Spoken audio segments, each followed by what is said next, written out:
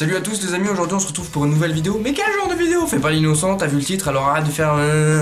Donc moi ça y est, c'est mon tour, je me retrouve en solo pour les lectures manga. Volume 1, c'est parti. Et pour ouvrir cette cérémonie, on va commencer avec le tome 1 et 2 de Boruto. Alors comme vous le savez, Boruto c'est la suite directe de Naruto, on apprend l'histoire du fils de Naruto qui vit dans l'ombre de son père car il est un Hokage. Alors dans ces deux tomes, si vous avez vu le film, c'est à peu près pareil, bon ça change, l'histoire est pas tout à fait la même. En gros, on voit Boruto qui passe l'examen de Chunin, qui triche un petit peu mais je vous le dis pas, et après ils sont attaqués par le Momoshiki, tout ça, qui veut dédouguer des... Je sais que ça fait longtemps qu'ils sont sortis, mais m'en voulez pas, j'ai pas d'argent, je suis pauvre, je suis un enfant, je viens juste d'être majeur. Faut me laisser le temps aussi. Ensuite, on enchaîne avec le tome 8 et 9 de My Hero Academia.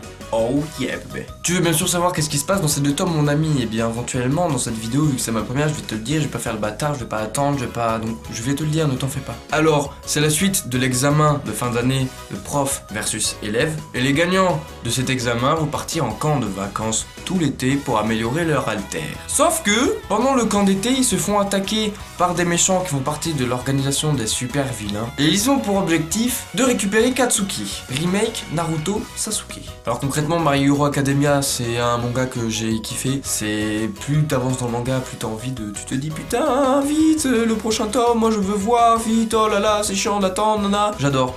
En suivant, vient le tome 8 de Assassination Classroom. Oui, ça va, je sais, je suis en retard, me jugez pas, c'est bon. Alors pendant les vacances d'été, la classe E, elle a été victime d'une petite attaque bioterroriste. Et pour récupérer l'antidote, en fait, les élèves non infectés, ils s'infiltrent dans l'hôtel pour retrouver le gars qui a fait ça et pour éventuellement expérimenter leur technique d'assassinat pour devenir plus fort. Éventuellement, évidemment, c'est ce qu'on aime. Encore une fois, je le dis, Assassination Classroom, j'aime bien, c'est pas un manga de ouf.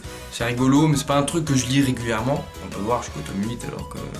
Mais c'est un bon petit manga, rigolo, des barres de rire, tout ça quoi. Ensuite, le tome 2 de Akame ga Kill. Suite logique du tome 1 que je vous ai fait il y a pas si longtemps, on suit les aventures de Tatsumi qui était recruté chez les Red Knight et qui part pour une mission pour aller déglinguer un mec avec une arme impériale. Voilà, allez la suite.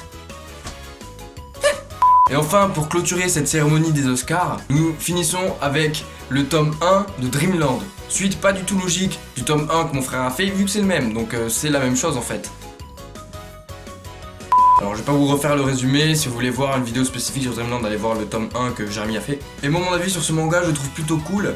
C'est... je sais pas, ça me fait penser un peu à un dessin animé d'avant, mais en version manga, tu vois. Et franchement, j'aime bien l'univers dans les rêves et tout, parce que c'est vrai que dans les rêves, des fois ça part en couille, et là c'est vraiment le truc de malade, quoi. Donc franchement, Dreamland, j'apprécie. Alors voilà les amis, cette vidéo est terminée, j'en conclus ainsi. Si vous avez aimé, n'oubliez pas de mettre un pouce bleu.